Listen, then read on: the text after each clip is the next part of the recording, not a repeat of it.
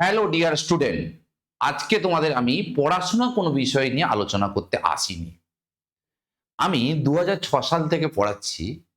আমার একটা অভিজ্ঞতা আমি তোমাদের শেয়ার করতে যাচ্ছি। তোমরা ইউটিউবে থাম্বনেলটা দেখে নিশ্চয়ই বুঝে গেছো আমি ভিডিওর মধ্যে কি বলতে যাচ্ছি। আমি শুধু স্টুডেন্টদের বলছি না, আমি গার্জেনদেরও বলতে চাইছি। আমি চাই যে এই ভিডিওটা স্টুডেন্টরাও দেখুক, গার্জেনরাও দেখুক। তাহলে উভয়ের মানে স্টুডেন্টের জন্য, গার্জেনের জন্য এবং টিচারের জন্য হেল্প হবে। আমার অভিজ্ঞতাটা আমি শেয়ার করছি। কি না, ফার্স্ট হচ্ছে তোমাদের মাধ্যমিক পরীক্ষা শেষ হয়েছে, তোমরা খুব আনন্দে আছো। আর ঠিক মাধ্যমিক পরীক্ষা এতটা সময় প্রিপারেশন নিয়েছো, আনন্দ থাকাটা স্বাভাবিক। কিন্তু আনন্দটা এই মাস, এই ফেব্রুয়ারি মাসে যেটুকু বাকি আছে সেটুকু তোমরা করে নাও। বাকি সময়টা তোমরা কি করবে, কি করা উচিত সেটা আমাকে ভাবতে হবে।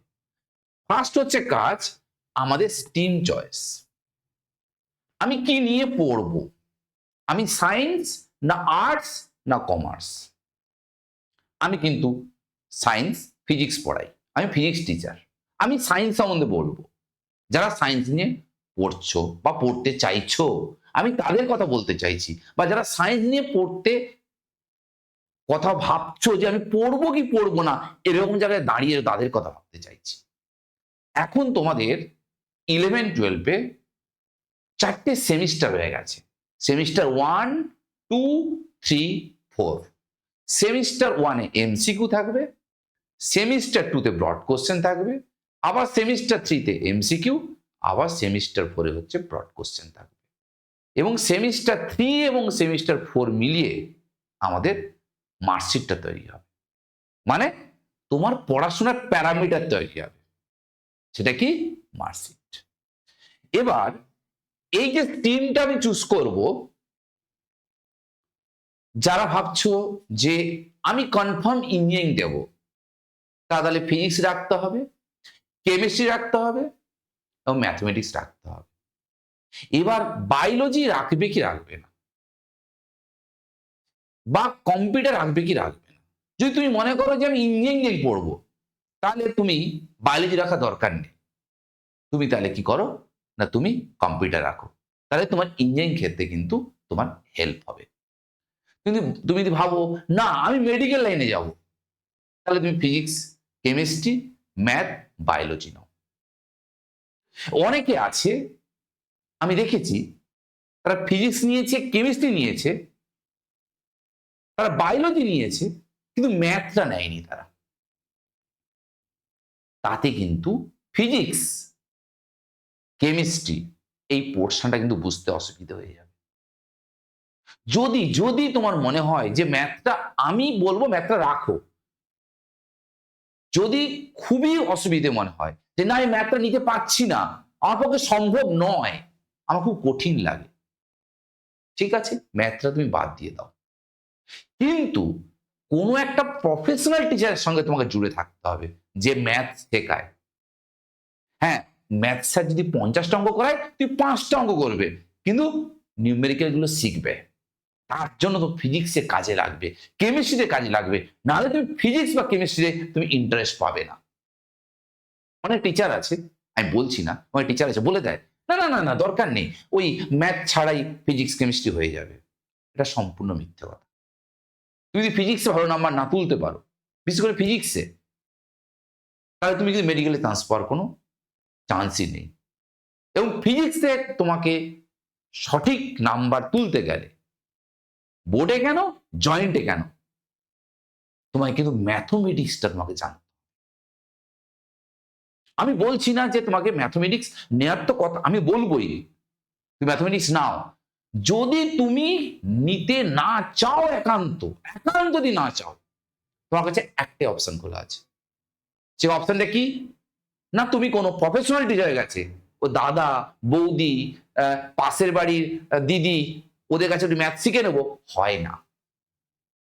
তুমি কোনো প্রফেশনাল টিচারের কাছে জুড়ে থাকো, স্যার যদি 50টা অঙ্ক করায় তুই 5টা নিউমেরিক্যাল করো, ব্যাস শেখো। তাহলে তুমি ফিজিক্সে তুমি ইন্টারেস্ট পাবে, তৎসঙ্গে তুমি কেমিস্ট্রিতে ইন্টারেস্ট পাবে। তাহলে স্ট্রিম চয়েসের ব্যাপারটা আমি বলতে পারলাম। এবার যেটা সবচেয়ে ইম্পর্টেন্ট, আমি যেটা দেখছি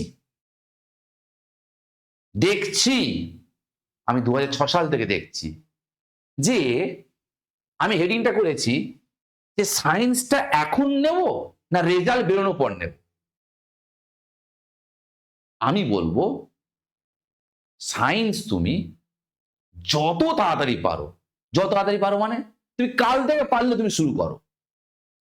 সায়েন্স দেরি করা যাবে না, রেজাল্ট পর্যন্ত ওয়েট করা যাবে না। অনেকে ভাবে যে আমি রেজাল্টের পর আমি সায়েন্স নেব, আরে এইভাবে হয় না। আমি ধরো মনে করো আমি রেজাল্ট দেখে কত নাম্বার পেয়েছি তারপর বেস করে সায়েন্স নেব। তুমি মনে করো তুমি পরীক্ষা হলে কারো দেখে তুমি পাশে বসলে, কারো দেখে টুকে তুমি বেশি নাম্বার পেয়ে গেলে তুমি সায়েন্স নিতে পারবে না, এটা হয় না। তোমার কনসেপ্ট, যেমন আমার লক্ষ্য ছিল ক্লাস 7 থেকে যে আমি সায়েন্স নিয়েই পড়বো, নিশ্চয়ই তোমাদেরও লক্ষ্য আছে। সেই লক্ষ্যটাকে তুমি স্থির আগে থেকে করে রেখেছো, তোমাদের কনসেপ্ট আছে, মানে তোমাদের লজিকটা বোঝার ক্ষমতা আছে। সায়েন্স কিন্তু খুব ইন্টারেস্টিং জিনিস, যদি তুমি লজিকটা তুমি বুঝতে পারো তাহলে কোনো ব্যাপারই নয় সায়েন্সটা। এবং তার চেয়ে বড় কথা, আমাদের বেলা আমি যখন 2005-এ আমি যখন উচ্চ মাধ্যমিক দিয়েছি, আমি 2006 সাল থেকে পড়াই, আমি উচ্চ মাধ্যমিক দেওয়ার 1 বছর পর থেকে। তো 2005-এ যখন আমি উচ্চ মাধ্যমিক দিয়েছি তখন আমাদের বেলায় 3-6 ঘন্টা, মাঝখানে 1 ঘন্টা গ্যাপ, 7 ঘন্টা পরীক্ষা হতো 11-12 মিলিয়ে।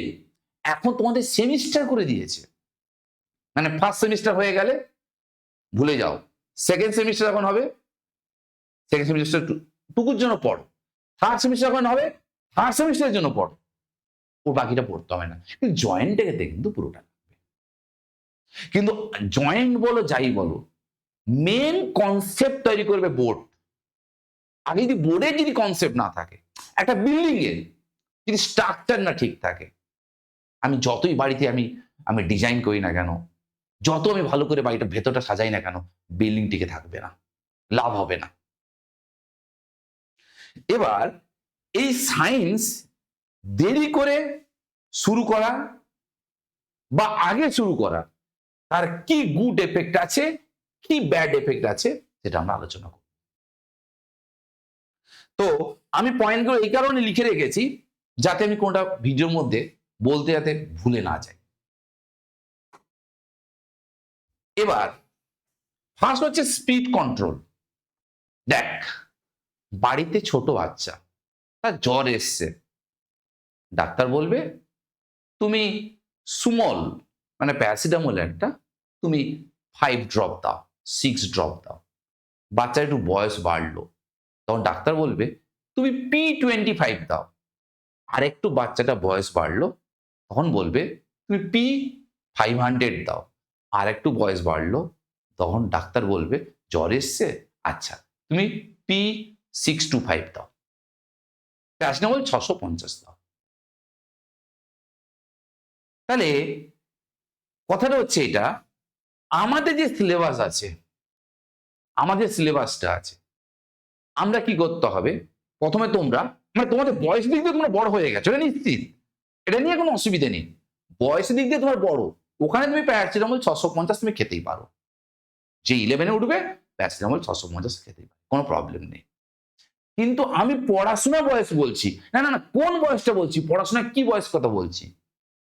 ব্যাপারটা দেখো, ফার্স্ট 1 মাসে যদি 2খানা চ্যাপ্টার পড়ানো হয়, লাস্ট 1 মাসে সেখানে 5খানা চ্যাপ্টার পড়ানো হবে বা 4টে চ্যাপ্টার পড়ানো হবে। মানে ব্যাচের স্পিডটা আস্তে আস্তে করে বাড়াতে হবে। তাহলে আমি প্রথম দিন গিয়েই একদম কোনো কঠিন চ্যাপ্টার শুরু করা যাবে না, তাহলে তুমি ভয় পেয়ে যাবে। আগে আমাকে সোজা চ্যাপ্টারগুলো শুরু করতে হবে, যাতে তুমি বুঝতে পারো। বুঝতে বুঝতে তোমাকে রেডি করব, রেডি করতে করতে করতে করতে করতে করতে আমরা স্পিডও বাড়াবো, সঙ্গে সঙ্গে কঠিন চ্যাপ্টারের দিকে আমরা মুভ করব। তাহলে তুমি দেরি করে দিয়ে শুরু করো, তাহলে কি হবে, তুমি কি হলে না আমি ব্যাচের স্পিডটা আমি বাড়িয়ে ফেলেছি, তুমি মাঝখানে এসে ভর্তি হলে, আমার কাছে নয়, তুমি যে কোনো টিচারের কাছে পড়লে, স্যার বলে দেবে তোমাকে, হ্যাঁ কোনো অসুবিধা নেই, আমি তোমাকে বুঝিয়ে দেবো। কিন্তু সেটা হয় না, সে বোঝানো ঠিক হয় না।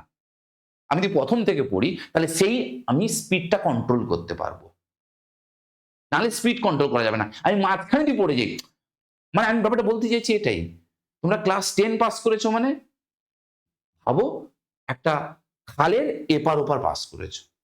এবার ক্লাস 12 পাস করা মানে ভাবতে হবে তোমরা হচ্ছে একটা সমুদ্র পাস করা।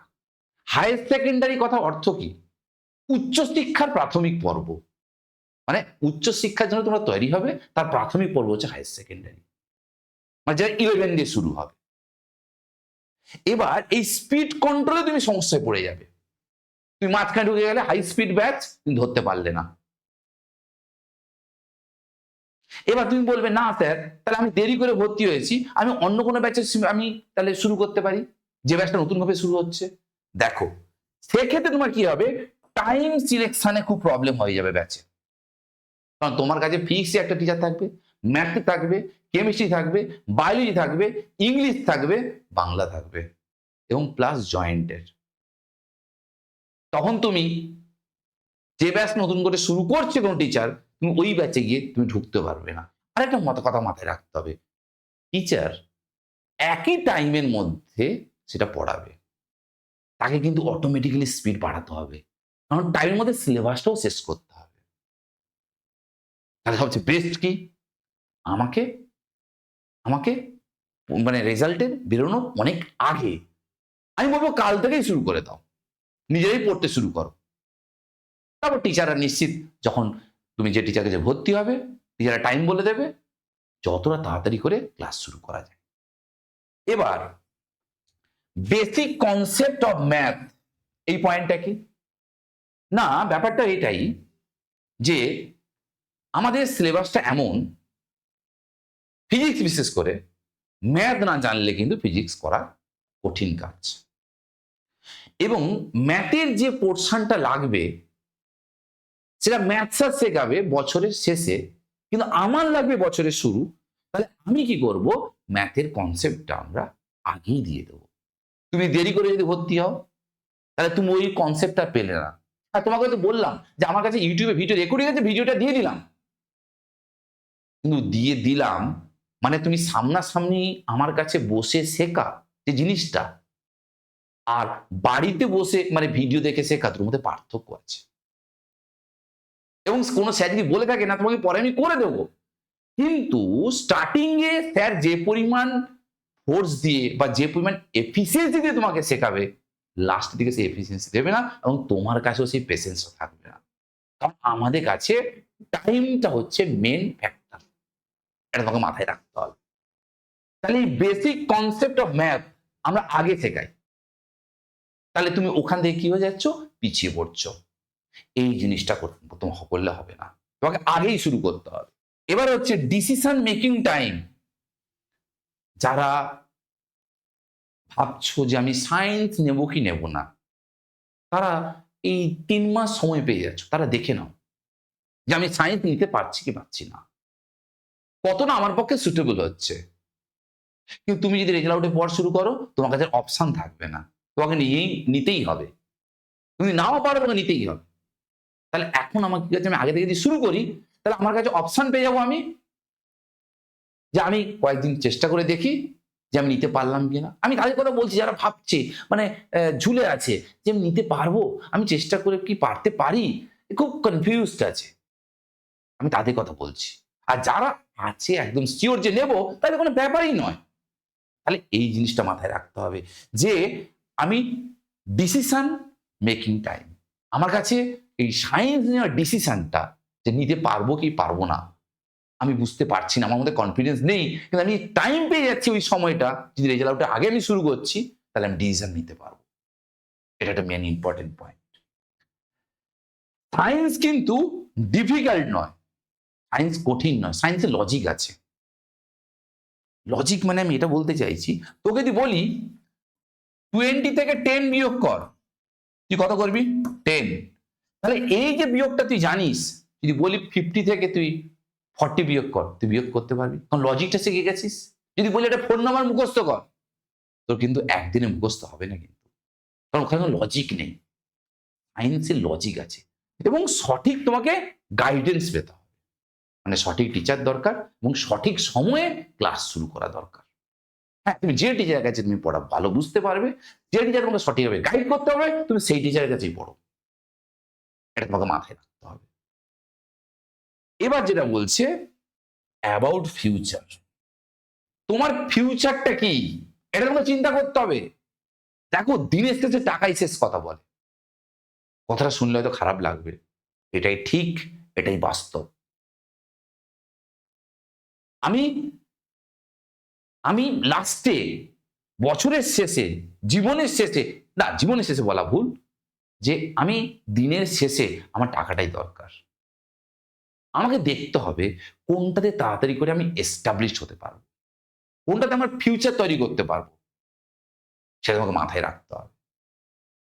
তুমি যে সাবজেক্ট নিয়ে পড়ো না কেন, সবই কঠিন, কিন্তু তোমাকে পরিশ্রম করতে হবে এবং তোমাদের ডেডিকেশন থাকতে হবে এবং গার্জেনদেরও দেখতে হবে যে আমার ছেলেটা ঠিক পড়ছে কিনা, ঠিক ক্লাসে যাচ্ছে কিনা, সে পড়াটা বুঝতে পারছে কিনা, স্যার যেটুকু পড়ালো তার কোনো প্রবলেম হলো কিনা, বাড়িতে তার সঙ্গে আলোচনা করো।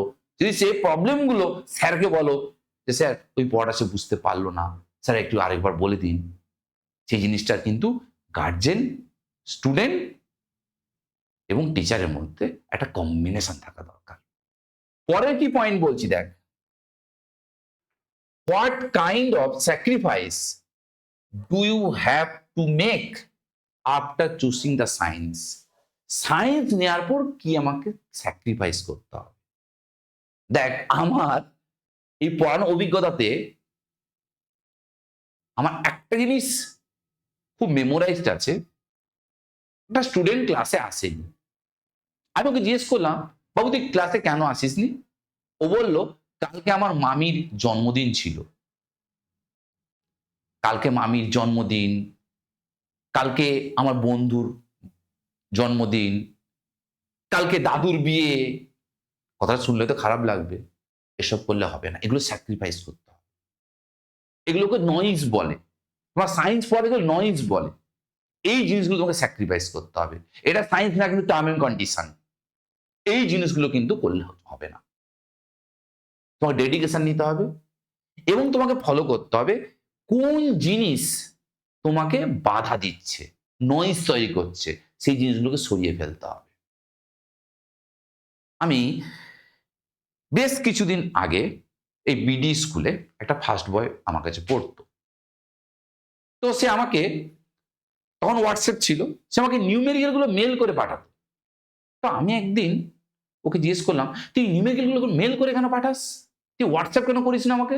বলে, না স্যার, আমি যদি হোয়াটসঅ্যাপ খুলি না, বন্ধুরা ঢুকে যাবে, আমি না হোয়াটসঅ্যাপটা কন্ট্রোল করতে পারি না, মানে পারবো না, আমি ওই জন্য আপনাকে মেল করে করে পাঠাই। অর্থাৎ তোমাকে দেখতে হবে কোন কোন জিনিস তোমাকে ডিস্টার্ব করছে, সেই ডিস্টার্বেন্স গুলো সরিয়ে ফেলতে হবে। হোয়াটসঅ্যাপ থাকবে, টিচারদের গ্রুপে তুমি থাকো, তুমি অন্যান্য গ্রুপ খুলে ফেলো না যেখানে তোমাকে ডিস্টার্ব করবে। এটা তুমি করলে চলবে না, এটা তোমাকে তো মাথায় রাখতে হবে। এবং তুমি সেই ধরনের জিনিস দেখো যেখানে তুমি কি হবে না, আমরা যখন সায়েন্স নিয়ে পড়বো বা আমরা যে কোনো সাবজেক্ট নিয়ে পড়ি, আমরা পড়তে পড়তে ক্লান্ত হয়ে যাই, কিন্তু আবার আমাদের মোটিভেশন দরকার। আর সেই জিনিসগুলো দেখো, সায়েন্স বেস মোটিভেশন যে সোশ্যাল মিডিয়া গুলো আছে সেগুলো তুমি দেখতে পারো, কোনো অসুবিধা নেই। কোন টিচারদের তুমি সোশ্যাল মিডিয়াতে ফলো করো, যেখানে মোটিভেশন আছে, যাদেরকে তুমি মোটিভেট হতে পারবে, যাদেরকে তুমি আবার অ্যাক্সেলেট করতে পারবে নিজেকে, সেই জিনিসগুলো তোমাকে ফলো করতে হবে। কিন্তু তুমি দেখা গেলো রাত দিন দেখা গেল তুমি মোবাইলে নাম করে, মোবাইল তো লাগবেই, কিন্তু মোবাইলে নাম করে তুমি কি করছো, রিলস দেখছো, তুমি রাত দিন ফেসবুক করছো, চ্যাট করছো। হ্যাঁ, যেখানে সায়েন্স বেস যে জিনিসগুলো আছে সেই জিনিসগুলো বেশি ফোকাস করো তুমি, তাহলে এই জিনিসগুলো তোমাকে স্যাক্রিফাইস করতে হবে। বা আজকে বাড়ি থেকে বেরোলাম, ছাদের উপর থেকে জল ছিটিয়ে দিল, এই বৃষ্টি পড়েছে আজকে যাবো না, যাবো না, এটা করলে হবে না। একটু গায়ে জ্বর জ্বর ভাব হয়েছে, না আজকে যাবো না, এটা করলে হবে না। ওরকম আমাদেরও হয়, ওইসব জিনিসগুলো করলে কিন্তু তাহলে চলবে না। হ্যাঁ, যদি খুব একান্ত শরীর খারাপ হয়, তাহলে তার কি করবে? তুমি স্যারকে ফোন করে অন্য ব্যাচে ক্লাস করে নাও, বা যদি নাও পারো তখন স্যারের যে ভিডিওটা আছে, যে ক্লাস রেকর্ডিং ভিডিওটা, তুমি সেটা নিয়ে নাও। নিয়ে অতি অবশ্যই তুমি ওই দিনই পড়াটা তুমি রেডি করে নাও। সায়েন্সের একটা জিনিস হচ্ছে ডেডিকেশন আর হচ্ছে প্র্যাকটিস। এই দুটো জিনিস তোমাকে কিন্তু মাথায় রাখবে। এবার আমি আমার ফিজিক্স সাবজেক্ট নিয়ে বলি। ফিজিক্সের ভয় পাওয়ার কোনো কারণ নেই। ফিজিক্স পুরোটা লজিক, কোনো মুখস্থ কিছু নেই। হ্যাঁ, বলবো না এই যে পুরোটা নয়, 99.99 লজিক। সামান্য কিছু পার্সেন্টেজ আছে কিছু জায়গায় মুখস্থ নয়, মনে রাখার মতো বিষয়, কিন্তু বাকিটা পুরো লজিক। লজিক থাকলে মনে রাখা তো কোনো অসুবিধে নেই। অনেক সময় এরকম হয়, ধরো আজকে আমি যে চ্যাপ্টারটা পড়লাম, কিন্তু পড়াটা আমি, ধরো আজকে সকালে আমার ক্লাস আছে, স্যার যেটা পড়ালো, অতি অবশ্যই আজকে বা পরের দিন স্যার যে স্টেপগুলো যেগুলো শেখালো, অতি অবশ্যই খাতা খুলে স্টেপগুলো দেখে নাও, দেখে রেডি করে রেখে দাও। স্যারকে যেদিন যাবে সেদিন তুমি পড়া দাও, হয়ে যাবে। কিন্তু তুমি যদি কি করো, আজকে স্যার পড়ালো, যেদিন স্যারের কাছে পড়া আছে ওই দিনই 2 ঘন্টা আগে বসে খাতা খুলে দেখবো, তাহলে কিন্তু হবে না। তাহলে কিন্তু হবে না, এটা তোমায় কিন্তু মাথায় রাখতে হবে। এবং কনসেপ্ট ক্লিয়ার যদি থাকে, সাকসেস সিওর। আগে তুমি কনসেপ্ট রেডি করো, ধারণা পরিষ্কার করো, নাম্বার ঠিক আসবে। কনসেপ্ট যদি ঠিক না থাকে, তুমি জয়েন্ট বলো, নিট বলো, আইআইটি বলো, যেই মেন বলো, মানে আইআইটি না, অ্যাডভান্স হয়ে গেছে, কিছুই হবে না। মেন হচ্ছে তোমাকে কনসেপ্টটাকে ক্লিয়ার করতে হবে। ফিজিক্সে ভয় পেলে চলবে না, ভালোবাসা দিলে ভালোবাসা পাবে। তুমি বারবার জিনিসটাকে পড়ো, না বুঝতে পারলে টিচারের কাছে বলো, লজিকটা বোঝার চেষ্টা করো। যদি তুমি লজিকটা রপ্ত করো, মানে ওকে তুমি ভালোবাসলে, সেও তোমাকে ভালোবাসবে। লাস্ট যেটা আমি বলতে চাইছি, কিভাবে আমি সায়েন্সটা পড়বো বা কিভাবে আমি পড়াশোনাটা করব, যদি এই জিনিসটা করতে পারো খুবই ভালো হয়। আমাদের রামকৃষ্ণ মিশনে আমি যখন পড়তাম, আমাদের শেখাতো, বলতো তোমার বাড়িতে একটা বোর্ড রাখো।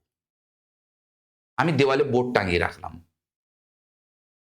আমি স্যার আজকে ক্লাসে যেটুকু পড়ালো, যেদিন আমি স্যারের কাছে পড়তে যাব, ওই পোর্শনটা তুমি পুরো একজন টিচারের মতো বোর্ড নাও, তুমি ভাবো তুমি কোন স্টুডেন্টকে তুমি পড়াচ্ছ। এই জিনিসটা তোমার এইভাবে তোমাকে প্র্যাকটিস করতে হবে। এবং সব জিনিস লিখে পড়া সম্ভব নয়, কারণ সিলেবাসটা অনেক বড়। আমরা যেরকম ক্লাসে পড়াই যেভাবে, সেই অ্যাটিটিউডে তুমি পড়ো, তাতে দেখবে তোমার যে পড়াটা তুমি এমনি খাতা কলমে বসে বাড়িতে আস্তে আস্তে গুনগুন করে পড়ে যে পড়াটা তুমি রেডি করতে, সেটা যতটা তোমার মেমোরিতে থাকবে। তুমি যদি মনে করো একজন টিচার হিসেবে তুমি কাউকে পড়াচ্ছ, ওই ভেবে যদি তুমি তোমার সামনে ভাবো যে অনেক স্টুডেন্ট বসে আছে, তুমি ভাবো আমি একজন টিচার, স্যারকে আজকে পড়াটা দেবো, পড়া পুরো দেখে নিলাম, পুরো রেডি করে নিলাম, রেডি করে নিয়ে তুমি পড়াও, তাতে দেখবে তোমার পড়াটা বেশিক্ষণ মাথায় থাকবে। এবং তোমার পড়া থেকে দেখবে অনেক জিনিস তোমার আটকে আটকে যাচ্ছে, সেই জিনিসগুলো তোমাকে আবার দেখতে হবে, দেখে তুমি আবার পড়াবে, দেখবে তোমার পুরো কনসেপ্টটা ক্লিয়ার হয়ে যাবে। আজকে আমার এইটুকু বলার ছিল, বাকি ডিসিশন নেওয়া কিন্তু তোমার উপর নির্ভর করছে। ঠিক আছে, টাটা।